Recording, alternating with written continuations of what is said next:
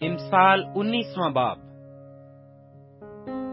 راست رو مسکین کج گو اور احمق سے بہتر ہے۔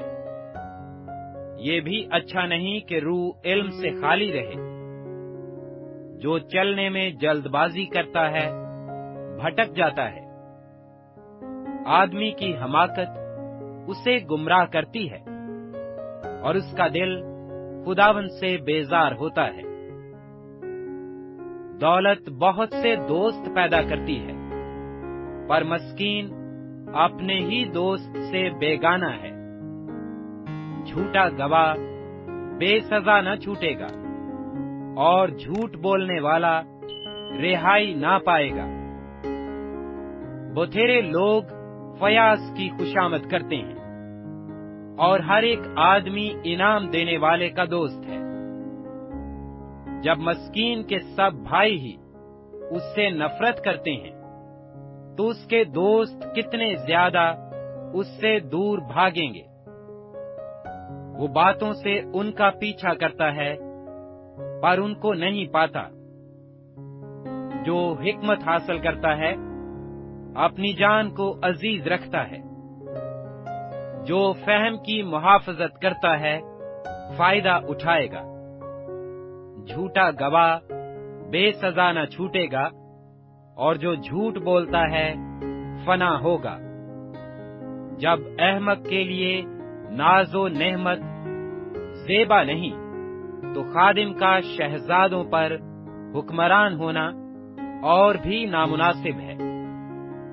آدمی کی تمیز اس کو قہر کرنے میں دھیما بناتی ہے اور خطا سے درگزر کرنے میں اس کی شان ہے۔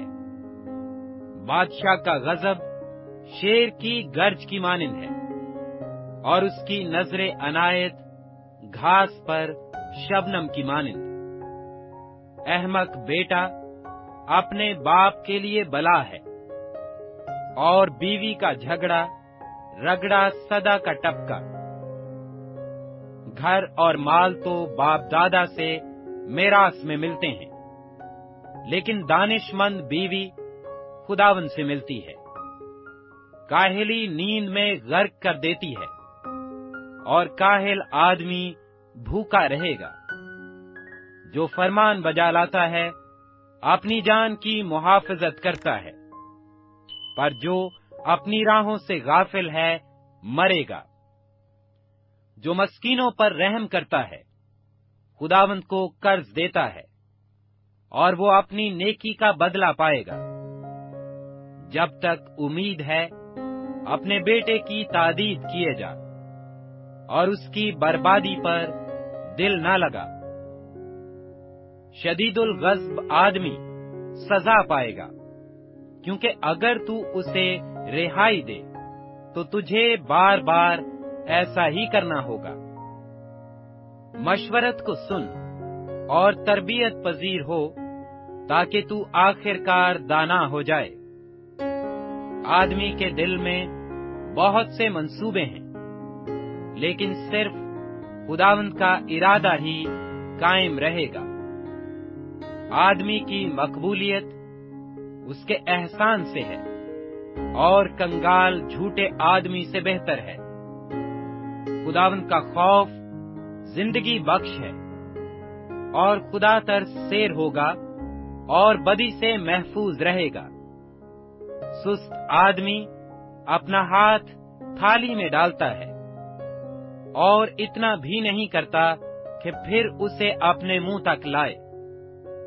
ٹھٹھا کرنے والے کو مار، اس سے سادہ دل ہوشیار ہو جائے گا، اور صاحب فہم کو تنبیہ کر، وہ علم حاصل کرے گا۔ جو اپنے باپ سے بدسلوکی کرتا اور ماں کو نکال دیتا ہے خجالت کا باعث اور رسوائی لانے والا بیٹا ہے۔ اے میرے بیٹے، اگر تو علم سے برگشتہ ہوتا ہے تو تعلیم سننے سے کیا فائدہ؟ خبیث گواہ عدل پر ہنستا ہے اور شریر کا منہ بدی نگلتا رہتا ہے۔